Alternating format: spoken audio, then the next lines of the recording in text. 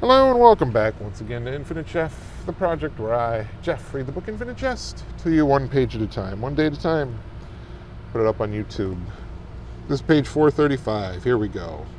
Specializing ones that are repulsive.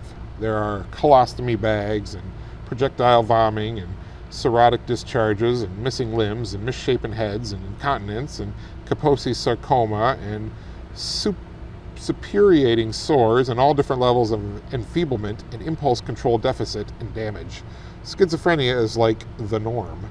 Guys in DTs treat the heaters like TVs and leave broad spatter paintings of coffee over the walls of the barracks. There are industrial buckets for AM puking that they seem to treat like golfers treat the pin on like a golf course, aiming in its vague direction from a distance. There's one sort of blocked off and more hidden corner over near the bank of little lockers of valuables that's always got sperm moving slowly down the walls. And way too much sperm for just one or two guys, either. The whole place smells like death no matter what the fuck you do. Gately gets to the shelter at 4:59.9 hours and just shuts his head off as if his head is a kind of control switch. He screens input with a fucking vengeance the whole time. The barracks' cots reek of urine and have insect activity observable. The state employees who supervise the shelter at night are dead-eyed and watch softcore tapes behind the desk and are all around Gately's size and build. He's been approached to maybe work there himself, nights, supervising more than once, and has said thanks anyway, and always screws right out of there at 801 hours, and rides the greenie back up the hill with his gratitude battery totally recharged.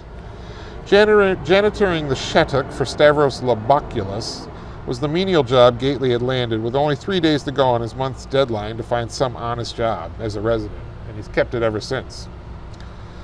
The males in the Shattuck are supposed to be up and out by 500 hours, regardless of weather or DTs, to let Gately and Stavros L clean, but some never screw out of there on time.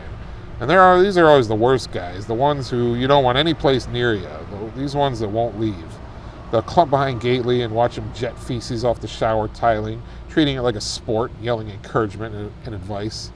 They'll cringe and ass kiss when the supervisor heaves himself on by to tell them to get out, and then when he leaves, not get out.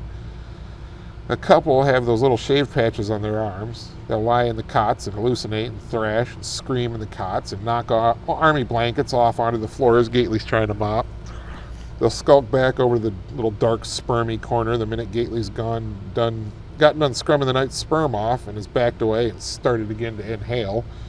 Maybe the worst is there's almost always one or two guys in the Shattuck who Gately knows personally from his days of addiction and B&E. Before he got to the no choice point and surrendered his will to staying straight at any cost.